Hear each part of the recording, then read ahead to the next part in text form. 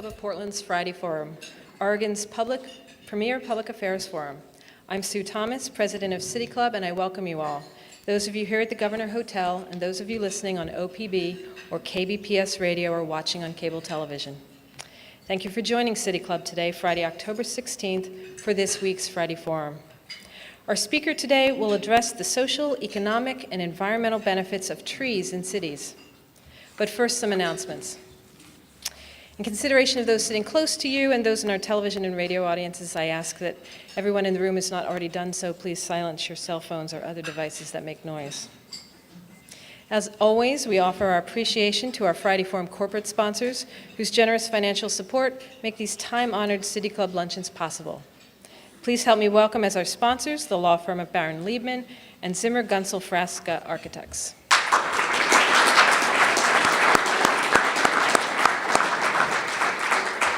If your company or firm would like to be a Friday Forum sponsor, please contact City Club staff at the back of the room or go to the City Club website.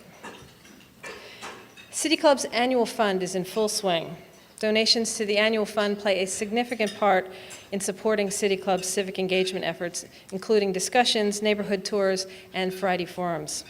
To make a donation to the annual fund, you can simply use the envelope that is on your table and hand it to the City Club staff at the back of the room or go to the City Club's website at www.pdxcityclub.org. At next week's Friday Forum on October 23rd, 3 former members of Oregon's Board of Higher Education will discuss whether a private business model can work to stabilize funding and improve education at Oregon's higher education institutions. And now to today's program. The Pacific Northwest is known around the world for its natural physical beauty and outdoor recreation opportunities. But it is easy to overlook the nearby nature that surrounds us in our daily lives and to miss its importance to the everyday health and well-being of the people who live, learn, and work in our cities. Today we will hear about the benefits of green spaces in cities and the array of advantages of a healthy urban ecology which extend far beyond aesthetic and are profoundly important to the quality of our life. Our speaker today is a research social scientist with the College of the Environment at the University of Washington. Her studies are based on the principles of environmental psychology. Her research is an effort to better understand the human dimensions of urban forestry and urban ecosystems. Moreover, she is interested in how scientific information can be integrated into the local government policy and planning. Our speaker is currently working with the U.S. Forest Service Pacific Northwest Research Station to help develop a program on urban natural resources stewardship. She is a member of the Environmental Design Research Association and a contributor on human well-being to the Sustainable Sites Initiative. Please help me welcome today's speaker, Dr. Kathleen Wolf. Kathleen?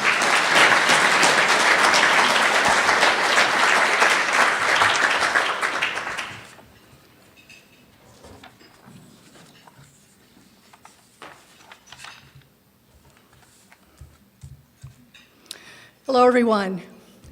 It is a great honor to be here. Thank you so much for the invitation, and I appreciate that all of you have come here to enjoy lunch and perhaps learn a few things.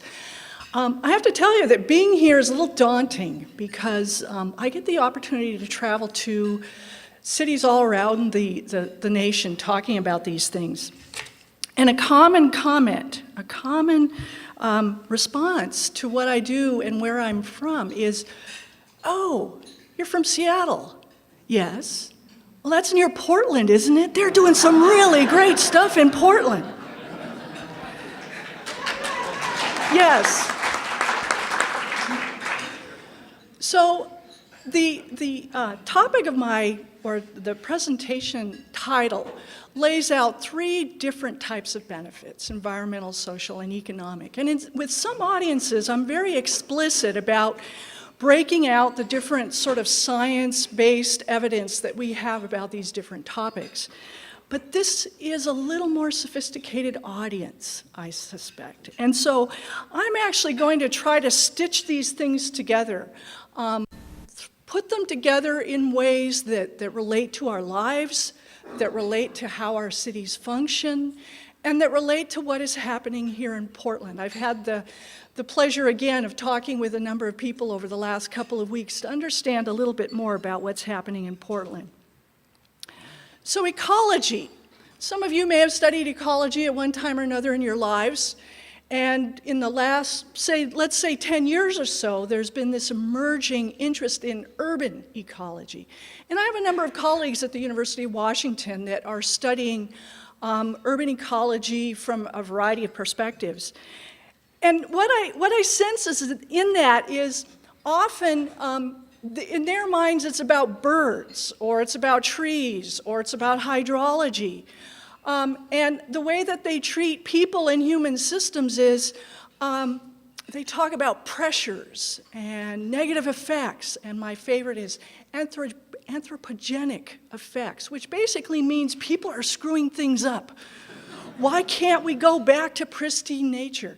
Well, cities are not about that in my mind, and being a social scientist, I think that human systems, larger institutions, and even the way that individuals relate to nature is very important and is frankly an essential part of how we move through the future.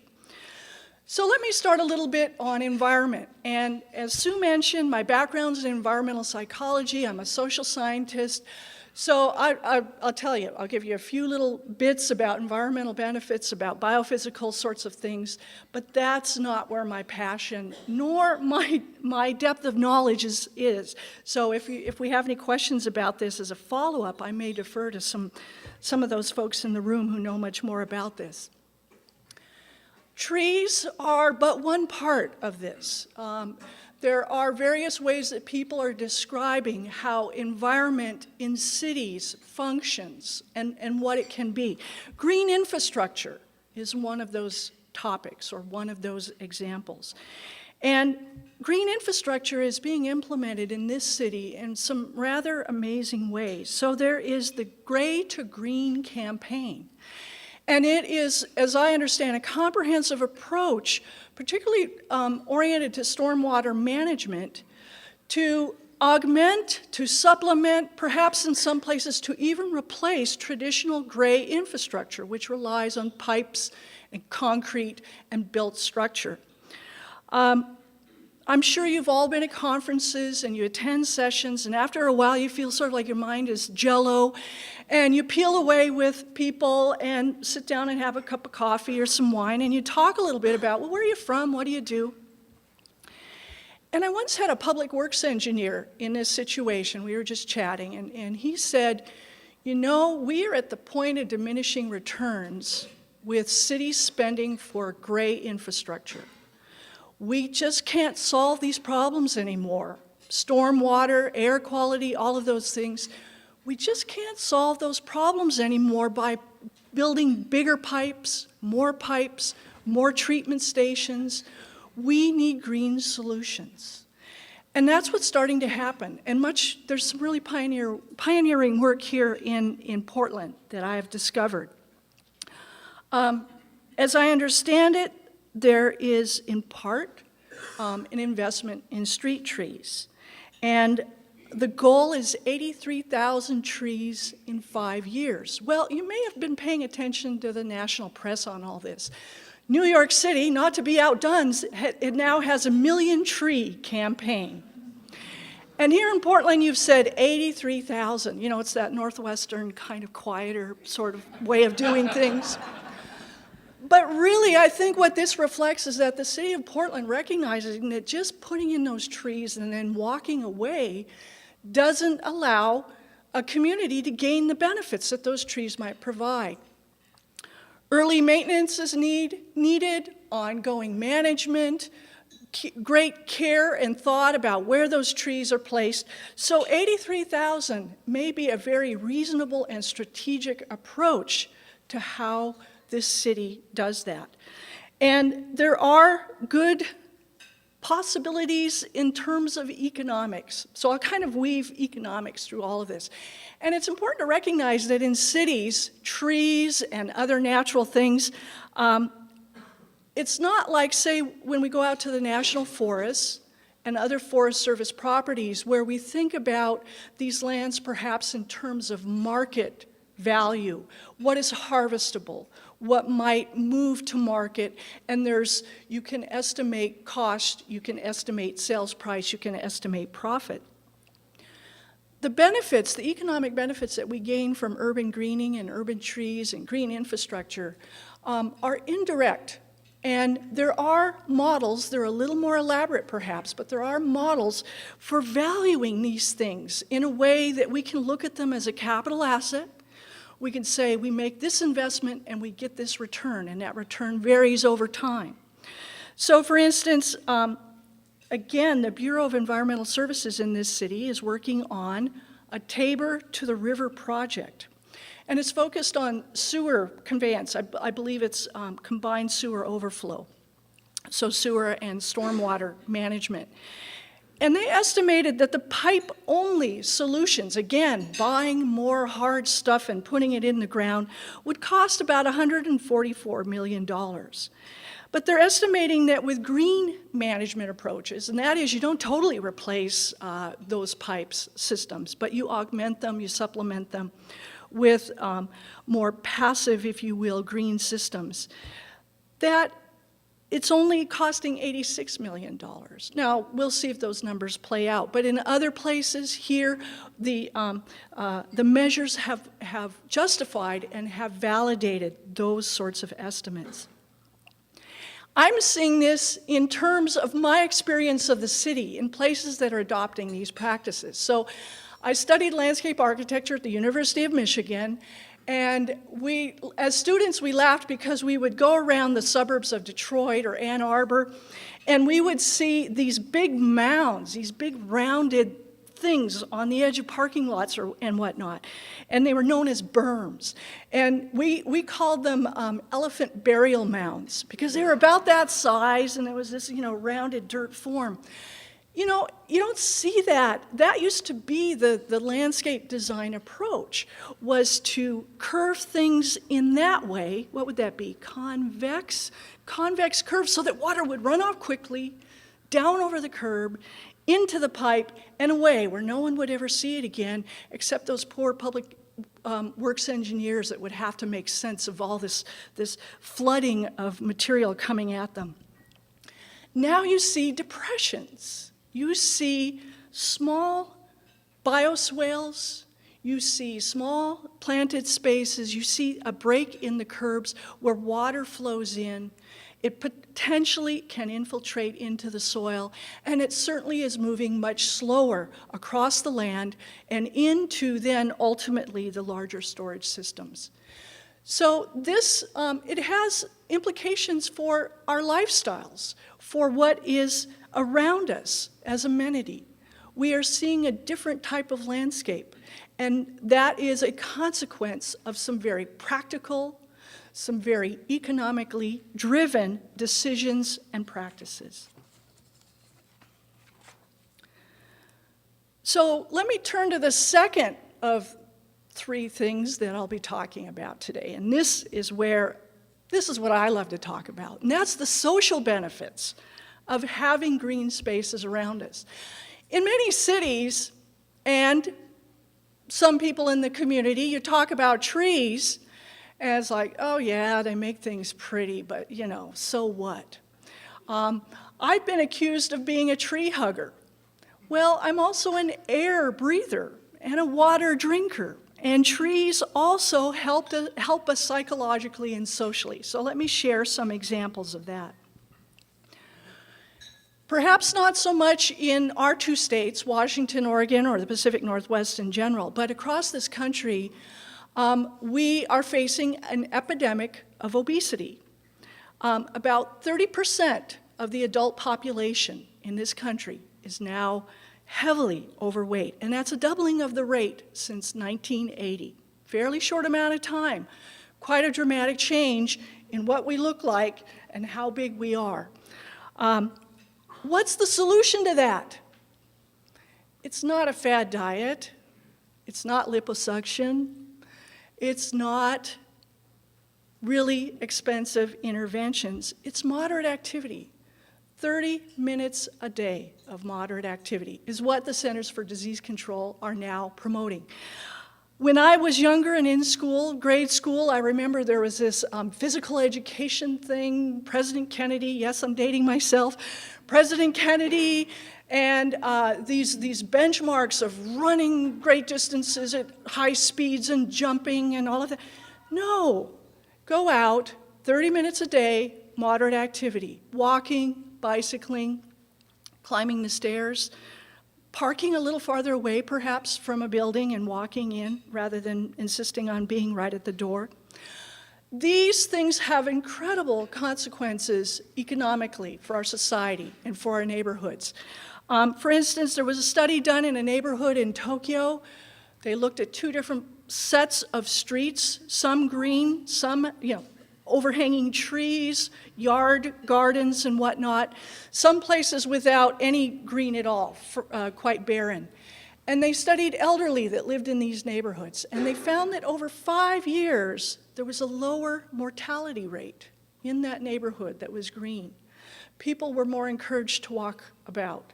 Because of that, probably, the walking, the activity, maybe even the social connections that go with that, there were more people alive after that period of time within that age group. I was made aware of a new project, I should say a new concept, intertwine. Not a new project. I know the work has been going on for a very long time to create a linked system of parks, open spaces, natural areas throughout the metropolitan area here. And Intertwine is in part guided by the Urban Green Spaces Institute, a long-term vision of access for all people to places where moderate activity can happen, and in a comfortable setting, and in a pleasant setting. I also noticed that one of the goals of Intertwine is active transportation. I love that term, active transportation, meaning instead of taking the car, you might walk, bike, whatever. An example of active transportation recently, my daughter just went off to college, so last year was senior year in high school, and she's quite a bicyclist, loves it, has a bunch of friends, they go out for long rides. And senior prom was coming up, and they were thinking, we don't want to do a limousine, we don't want to do cars, but we can't do bikes, we're wearing these dresses and heels. So what did they do? They found razor scooters, those small urban scooters, 20 kids. Wonderful picture when they're all dressed up and in their best, and and they're nicely groomed for once. And they're on the scooters, and I live on Bainbridge Island, which is due west of Seattle. So they took the scooters onto the ferry, into Seattle, went to a nice restaurant, and zipped back. Can you imagine driving down the road and seeing these kids all dressed up on their scooters? That is active transportation. So another, one obstacle perhaps in all of this that I've encountered, and I can't say if it's a big problem here, maybe it certainly is in other places, and that is transportation officials will often discourage trees in the roadside on urban streets. And those policies are derived from research that was done decades ago, frankly, on rural roads. So they were looking at tree impacts, tree crashes on high-speed, narrow-lane roads, and they have just sort of carried that body of knowledge into the urban situation. Well, more recent studies have shown us that having trees on the roadside may actually, and this comes from maybe, 8, 10, whatever studies in recent years, that having trees on the roadside, street trees, provides an edge effect. And what that edge effect does is it psychologically encourages people to slow down. So it's kind of a traffic calming factor.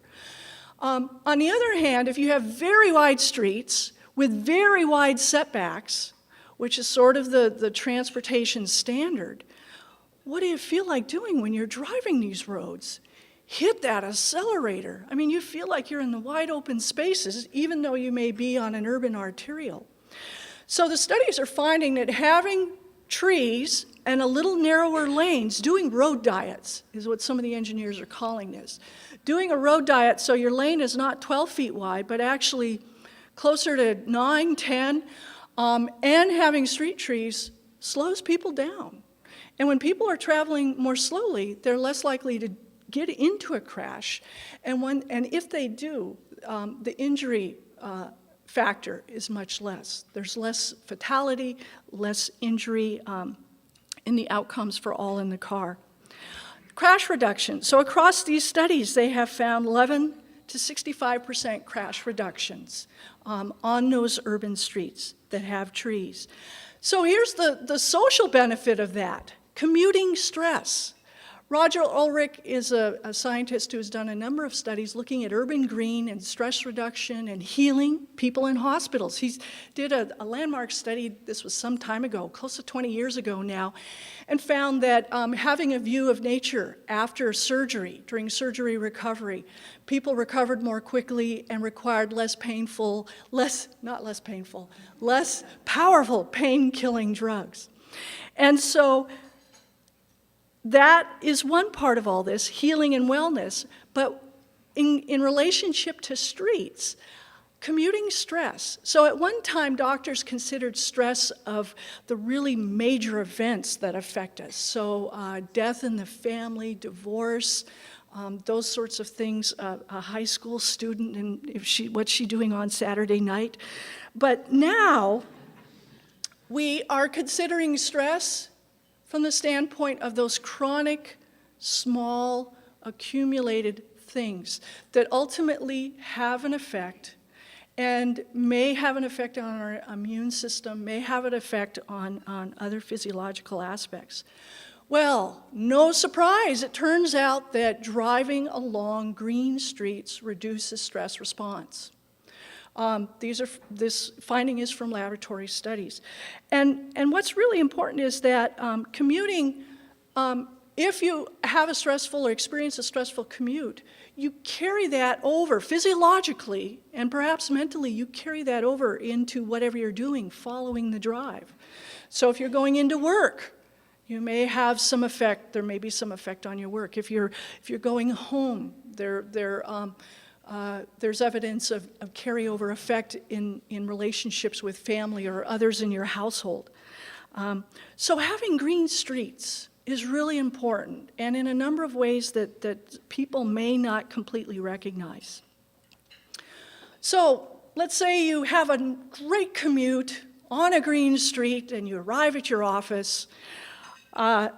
Here, what happens during the day? Many of us now have rather sedentary workplaces. We arrive, we have meetings, way too many meetings maybe. We work at the computer, a lot of talk, cell phones, email. All of these things take their toll with our mental attention.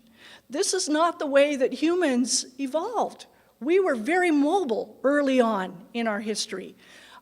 Moving through the landscape, searching for the things that we need in our everyday lives. So what we do now as a lifestyle is very different.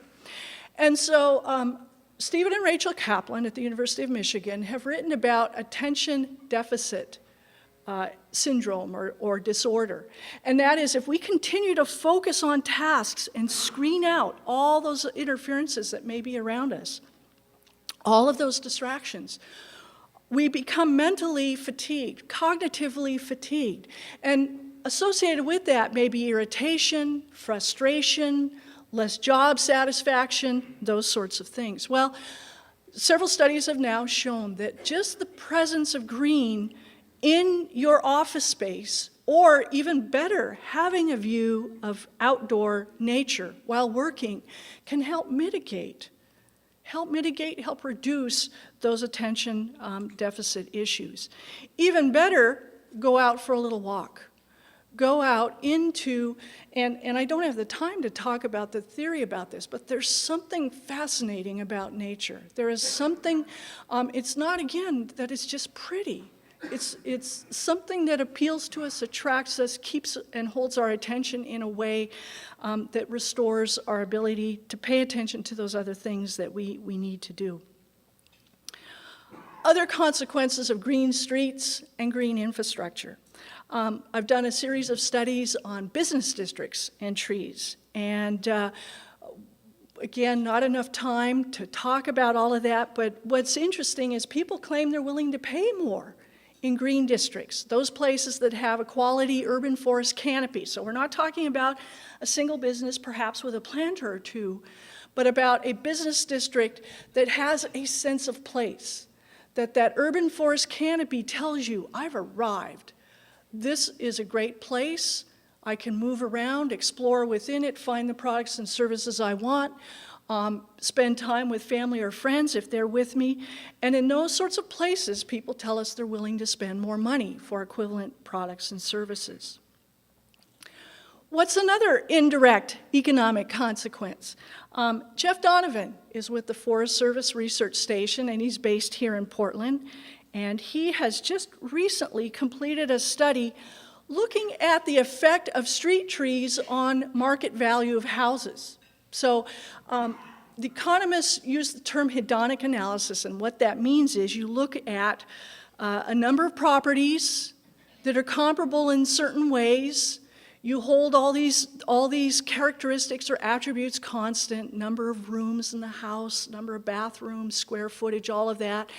And then in that way, you can compare the effect of green versus no green, or street trees and yard trees, or proximity to a park. Studies have shown that if you have a property, a residential property, in proximity, let's say quarter to half a mile of a quality open space, your property may be worth 10 to 20% more on the market.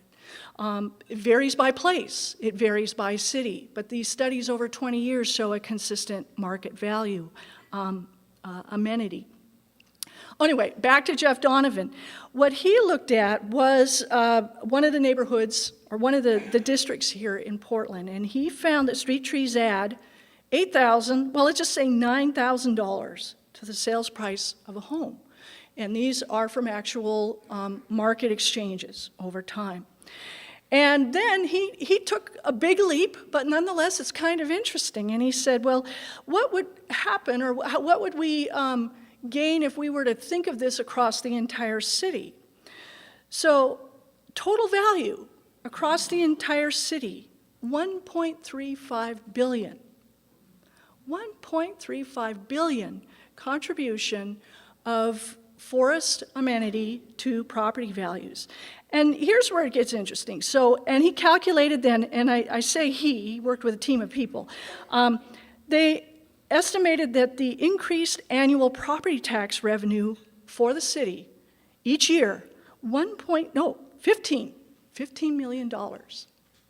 So in appraisal, I'm assuming Oregon has an excise tax on residential sales. So there are various ways and various times that a local government can recover or capture some of that value over the life of the property.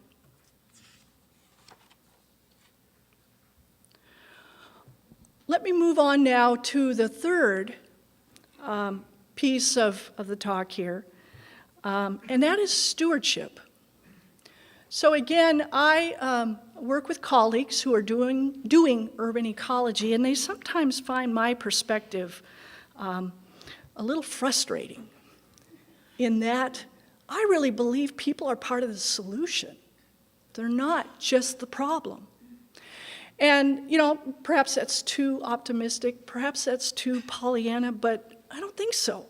I think we're on the cusp of society change, behavior change, certainly institution change. We're seeing that here in Portland. So if we look at the needs across our city, our county, our state, with regard to urban greening and the benefits that it provides and green infrastructure, there is no way, absolutely no way, that public agencies alone can make this happen. They can provide the incentives, they can provide the technical resources, they can provide a knowledge base, but there's no way that they can implement this on every square foot of our landscape, be it urban, rural, or wildland. So that's where stewardship comes in, and there's an amazing presence of environmental stewardship in this region. So that's what I'm now doing with the Forest Service, is we are estimating, evaluating, trying to figure out what is the footprint of this activity on the land. Right now, at least in the Seattle area, we hear about all these wonderful organizations doing wonderful things, but we've not yet connected the edges. We don't know where one organization is most active and who is working with them and who might actually layer over and work with them most effectively. So here again, it's an economic issue of efficiencies. If agencies are assisting these organizations, contracting perhaps these organizations to do this work, how do we do it in the best way possible? How do we deliver those capacity developing resources in the best possible way? Next month, here in Portland, will be the Partners, this is a national conference, Partners in Community Forestry. So people from across the nation who've been working a very long time, some of them for decades, in urban environmental stewardship will be here in this city. And they're a really fun group. They're people. Unlike some of my urban ecology friends who are not people. But the Partners in Community Forestry, if you have an interest in this, would be an excellent opportunity to get a sampling of what is happening across the country. Here within Portland, there is a nonprofit, Friends of Trees. Probably many of you are familiar with their activity. A remarkable group. They are known not only regionally, but nationally for what they have achieved. And as I understand it, they have been instrumental. So the Portland State University recently did an assessment of urban forest canopy in this city. And again, I have an opportunity to talk with people around the country about these things. And most cities in our nation, the Forest Service has done a national analysis, most cities in our nation are losing forest canopy, some dramatically. Atlanta, for instance, it's amazing what they have lost in the last 20 years. Here we are again, Portland. 30 years, you have gained canopy. So not only have you lost, you have not lost, but you've actually added additional forest cover over private, public, and all of the places within the city. It's now, as I understand it, maybe 25%. Someone can correct me maybe during question and answer. But I believe it's about 25%. Again, that's a remarkable rate, and it's remarkable that it's been increasing. So Friends of Trees, as I understand it, has been a part of that effort. We are looking at understanding those sorts of efforts in the Seattle and Tacoma area. We've done a preliminary assessment of these organizations, and we have found that there are over 600 organizations that are doing some level of environmental stewardship. It might be a Friends of Park group, it might be a block group planting trees on the streets, or it may be an organization such as Friends of Trees that are working regionally. Friends of Trees, they asked me to note that they're celebrating their 20th anniversary. 20th anniversary next month. They have planted 375,000 trees, and each year, 2,000 plus volunteers at their events and activities. So this is the sort of organization that we hope in time to be able to understand, to be able to work a little more closely with from a social science perspective. These organizations, some of you, your experience may be that you sign up, you get a tree, you put it in the ground, they offer help and follow-up management. But what these organizations offer is what is known as cascading leadership. So it's a civic ecology. I prefer the term civic ecology to urban ecology, frankly, because I believe that people have to be, human systems, larger human systems, as well as individuals, have to be a part of all of this. And so civic ecology is about citizens being the leaders as well as the volunteers in all of this. And these sorts of organizations help to set that up.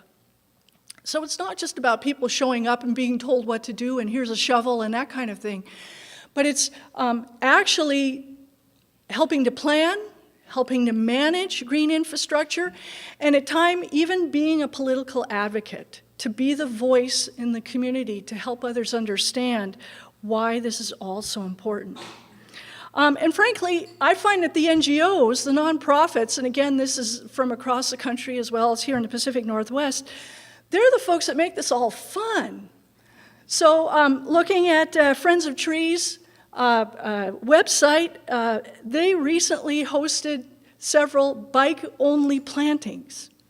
So they got people together who have cargo bikes. I'm not quite sure what that means, but they were carrying the trees, the tools, all the materials that it takes for a street tree planting, and somehow they mobilized this and made it happen. And you know that was fun. You know they all had a good time. So let me close this up here. I didn't take a very linear track, if you will, talking about environmental, social, and economic benefits. I suspected that this audience could handle a little more than that. And this is a place where good things are happening, and I think they will continue to happen and be recognized as a model in leadership across the country. What I bring to all of this is not so much the how, and that is the technical detail. There are people in the room and people within the Bureau of Environmental Services with the city, Mike Hauk and others who are working with Intertwine, the NGOs. They can tell you about the how. What are the procedures? What are the practices? What are the processes that have to happen to make this all come together? What I offer is the information on why. Why should this happen? And I've given you just a sampling of the studies. Just 20 years ago, oh my goodness, almost 30 years ago, my first real job was to be the urban forester in Key West, Florida. And so I was out on the street, and there was this controversy about some street trees, and I was trying to make the case that we should save the trees, and hurricane season was coming, and someone was trying to make the case that they should all be removed. And someone commented to me, all you care about is the trees. And you can tell it made an impression. Here I am telling you all these years later. At that time, and even more so now, that I have been part of a research community, a science community that has been able to learn more about this. It's not just about the trees. It is about the people. It's about the people who live in the spaces that trees, an environment, profoundly important for our health and well-being, even for the function of our cities. So it's about civic ecology. It's about involving people. Another term I've encountered recently is reconciliation ecology. So again, my urban ecology colleagues, and it's too bad some of them aren't here to defend themselves, but they often, when talking, seem to convey that the best possible situation would be to take urban systems back to pristine nature, and that's impossible. That's not what we're about. That's not what cities are about. So reconciliation ecology is this idea that how do we blend? How do we find the synergy between human systems and natural systems in a way that functions? How do we use biotechnologies? How do we use green infrastructure in a way that creates very livable cities, places that people want to be, and yet acknowledges and provides the greatest level of benefit? How do we multitask nature, if you will, within the city? I think that's what reconciliation ecology is all about. So human health and well-being, economics, green infrastructure, it's all swirling around now, and Portland is one place where it's coming together very well. And I think there will be a lot of leadership moving forward as this all happens. So I thank you very much for this opportunity to share these comments, and I understand that we have some time for questions.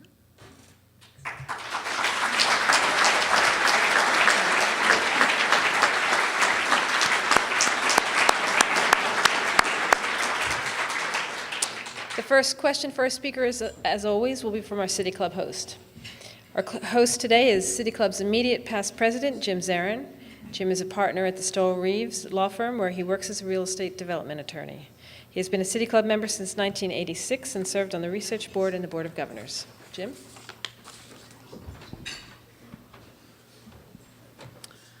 Thank you. Excuse me. Thank you very much for your talk. You made a distinction toward the end there about the how and the why, but I want to ask you to comment a little bit about the interchange between the two. We've done a lot of good things here in Portland and in the region, as you discussed, but we've also struggled some with this. We've had a regional planning system that has tried to identify key parts of our regional biosphere that we ought to protect through a regulatory approach.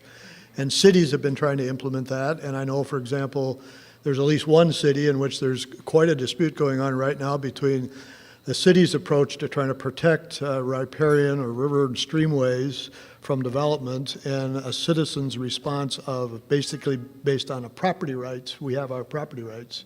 Don't tell us what to do with our land. So could you comment about how you convince people or how you talk to people about how this is in their interest, even if it affects their backyard? Because otherwise people think, well, yeah, we need trees, but as long as it's not my backyard that's affected. How do the how and the why get intertwined? I know you're a scientist and not a lawyer or a politician, but I think it is a tough part of the problem. How do you connect the two?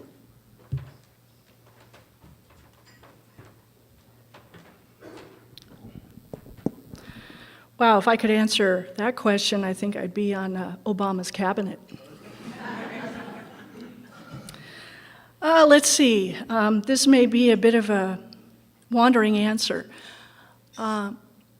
And again, coming at this from social science, there still seems, all right, let me step out a bit. I've done a little bit of work in other nations, and here in the US, we have a distinctive outlook on property rights, and even what is a sense of community.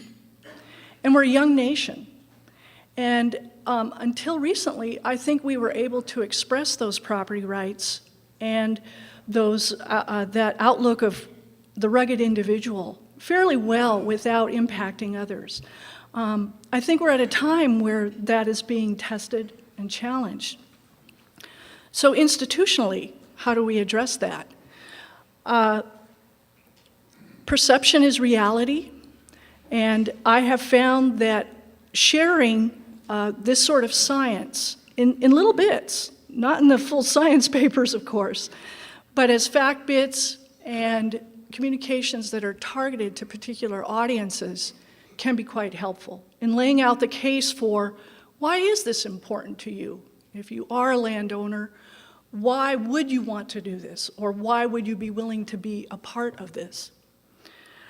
I also find that there, in some institutions, agencies, there can be a little resistance to this as well. We do things this way, and yeah, we'll give that a try, but is it real yet?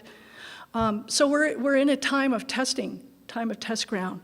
And I think as implementation happens and people can see that indeed these things work and that they don't diminish your property value or they don't diminish your opportunities for economic development, there might be more willingness to accept.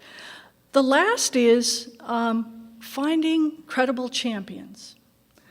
And we're doing a little bit of research on how science can enter the policy arena at local government.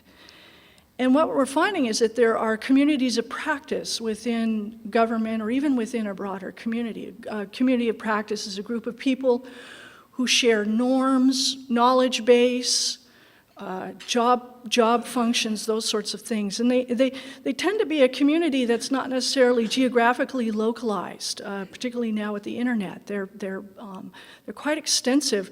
But if you can enter those communities of practice with information in a particular way that suits what they do and what their needs are, they can become champions. And again, this group coming in next month, Partners in Community Forestry, there are a lot of very effective community champions within those organizations. And so they take these numbers that people like myself generate, and they place them in front of the right people at the right time in a way that it's slow and it's incremental.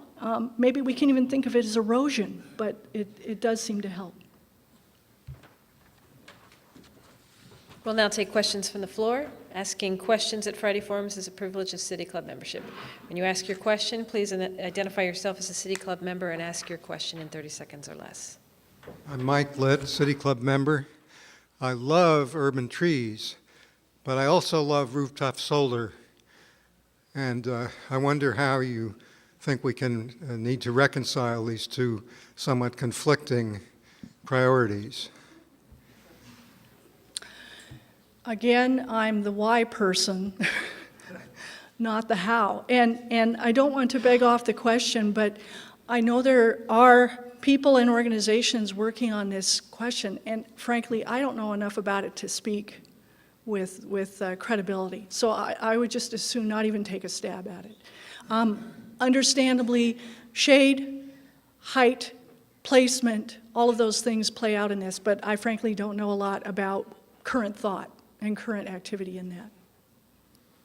Mike Houck, City Club member. You mentioned early on the concept of capitalizing trees, and I'm curious, in Portland, I think that's an issue here legally. Are you familiar with other jurisdictions that actually do consider trees capital expenditures? And then secondly, we have a researcher I think you referred to in the room, Joe Porosky from Portland State University, who's done the studies of urban forest canopy. He has a term called the city of little trees or small trees. Given that his research and your comments indicated the canopy's increasing, but Joe's more recent work, I think, indicates that we're getting lots of small trees after the big ones have been cut for development. Do you see that as a trend elsewhere in the country? Replanting with smaller trees does seem to be a trend from the standpoint of shade with solar, I guess, from the standpoint of debris. From the standpoint of people, I think, not taking all the potential costs and benefits in balance. And again, I don't know what the solution to that is, other than the findings that in terms of green infrastructure, larger trees do provide greater benefit, greater capacity for stormwater management and all of these things.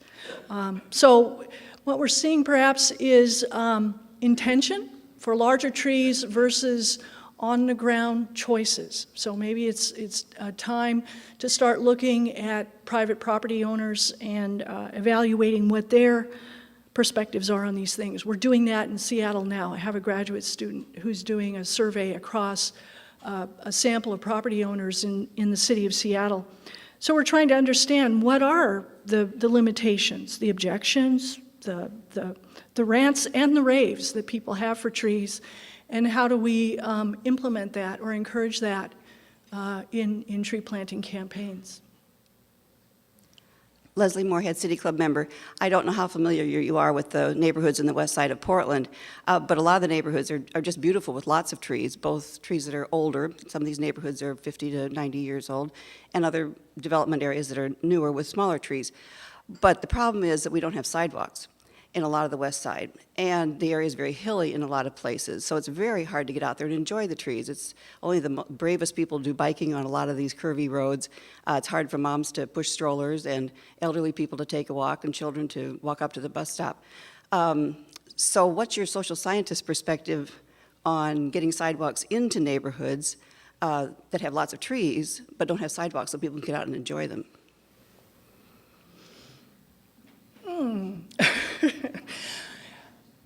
So I have no idea what the road footprint, the right-of-way, I mean, that becomes the issue. Is there adequate right-of-way, either existing or that could be acquired for sidewalks? What some cities are finding is that, I mean, there is, of course, the whole issue of cost and who will assume that cost for the sidewalks, as well as their relationship to the trees. What some communities are finding is this whole road diet idea enables a community or a neighborhood to find the space for these other fixtures, street-side fixtures or roadside fixtures. So again, referring to kind of past crash and safety standards of the transportation industry, the 12-foot wide traffic lane became the standard in this nation several decades ago. And yet recent studies have indicated that, number one, at the speeds that people travel in cities, you don't need that lane width. 9 to 10 feet, I believe, is what the studies are showing. You still get the same traffic volume, the same traffic capacity, and you don't have any, there's no negative consequence on safety. All right, so if you think about it, 4, 5, even 2-lane wide road, if you're gaining 3 foot per lane, 2 to 3 feet per lane, that begins to open up the space for sidewalks, for bike lanes, for pedestrian ways, whatever mix a neighborhood might like. Seeing that happen a little bit in Seattle, I'm a bike commuter, and so on the route that I take recently, I'll be traveling along that route for months, years, whatever, and all of a sudden after one weekend there's a bike lane there. And that's what they have done, is come in and restripe the road to provide that bicycle capacity on the edge. Sidewalks might be what local people would choose over a bike lane, perhaps, in that situation. So it's cost, but it's also what is available in that road area. And there are ways, there's more creativity in how to make space for those sorts of things. Kurt Webering, member. In terms of tree maintenance, we're entering into that period when the leaves on the trees fall, and then there's a question of cleaning them up. And there's an idea that's been broached to tax residential property owners for leaf removal. And I'm wondering what you think about whether this would be a disincentive for people to plant trees. What would you say? Well, I couched it that way because I have an economics background, and incentives and disincentives affect what people's behavior. So I think it's a bad idea. Again, I don't know a lot about the situation. Perhaps specifying that cost is specifically for leaf cleanup may be a disincentive. On the other hand, a more general green waste program. Again, in Seattle, we have a green waste and compost cycling system, and sometimes of the year it's full of prunings, and sometimes of the year collected leaves, and sometimes it's leftovers from vegetable gardens. So if trees are not identified as the only contributor to this waste stream, perhaps talking more broadly about how to effectively reduce the amount of material that goes to the landfill or is hauled away some distance. That might be another way to portray the whole issue. Kathleen, Roger Meyer, City Club member and urban bonsai rancher. I wanted to say that one of the things that seems to thread through all these questions and issues is the need to revise urban environmental laws. And I wonder what you suggest in terms of stewardship laws that might help us to be more friendly to the urban environment and to, for example, I remember this judge in Seattle that was sentenced because he cut down neighbors' trees to improve his view. Another guy that actually in Tacoma did the same thing and was fined. But I do think that the fines and the anticipation and legal kind of prevention of that sort of activity is important. How do you feel we need to do as individuals and citizens and advocates and champions? The two instances that you mentioned, what was apparent in the press coverage was that the people who had the trees removed, and if I recall, they were both on public properties. So these were residential parcels on public properties, and contractors were told, you know, it's okay, you go in there and remove those trees because we need our views improved. and then there was a fine consequence. What came through in the press was the property owner's perception that that view was the only possible function that was important, that those trees, what's the difference if we lose a few trees on this land that's adjacent to my own? So I'm a scientist, and I really believe that with enough facts, sometimes people will come around and understand things a little bit more. So gathering the knowledge base that we have now, a result of 20, 30 years, communicating it more effectively. I don't know that we've done that well yet. And sharing that with people in a way that they understand that, well, yes, I do want this view, but perhaps it doesn't have to be the full panorama. Perhaps I can selectively manage these trees for the various values that they provide for me and for my community. Again, maybe I'm too much of an optimist, but perhaps that can happen in time. From a regulatory standpoint, wow, we really have to be careful to broach that.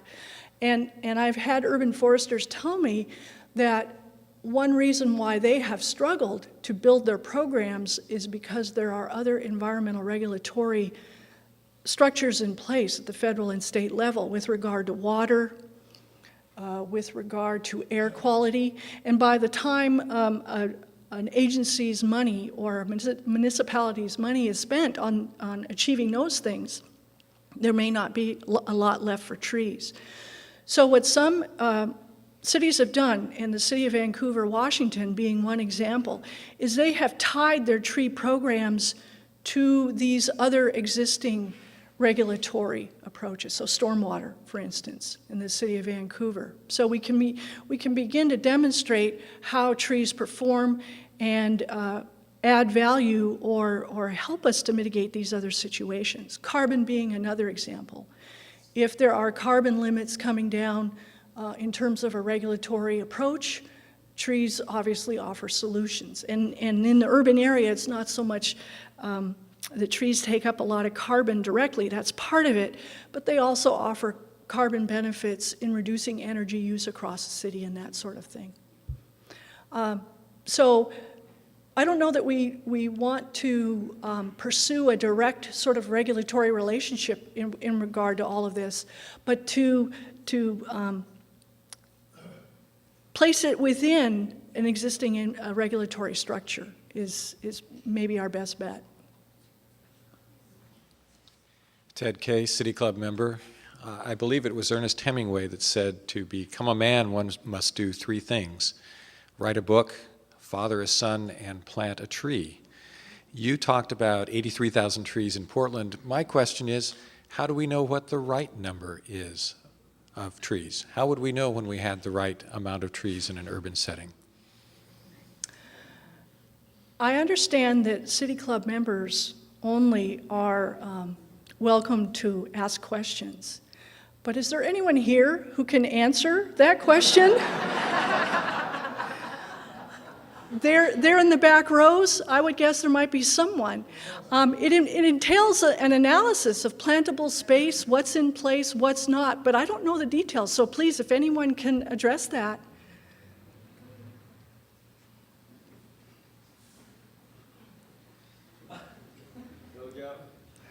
Hi, Joe Paraski, Professor of Geography, Portland State University. I'm the person that did the study that was referred to earlier about canopy cover in Portland and the increasing canopy cover. One of the things we did in that study was we separated out by basically land use what the canopy cover was. And what we found is a very wide range of numbers there. For residential, I'm trying to remember the exact numbers, these are rough. For residential areas, we found that a target of about 46, 48% canopy cover, almost half, is a viable target. There are neighborhoods in Portland, in fact, over a quarter of the neighborhoods in Portland already attain that percentage. So if they can, why can't we get the other 3/4 of the neighborhoods up to that same level? There's no reason not to. Now, we can contrast that with industrial areas where the value that would be what's called the 75th percentile, where 25% of the properties have attained this, the other 75% haven't yet. In commercial industrial areas, we're at about 12%. So that's 12% would be the target figure that we would recommend for industrial areas, whereas we'd be shooting for 48% in other areas. It gets a little more complicated than that. I don't know. We probably don't have the time to talk about it. But there's more when we get to other land uses. Thank you, Joe. We've come to the end of our program for this week. Please join us next week for a discussion about the viability of using a private business model for public universities. As we close, please join me in expressing our appreciation to today's speaker, Kathleen Wolf. We're adjourned.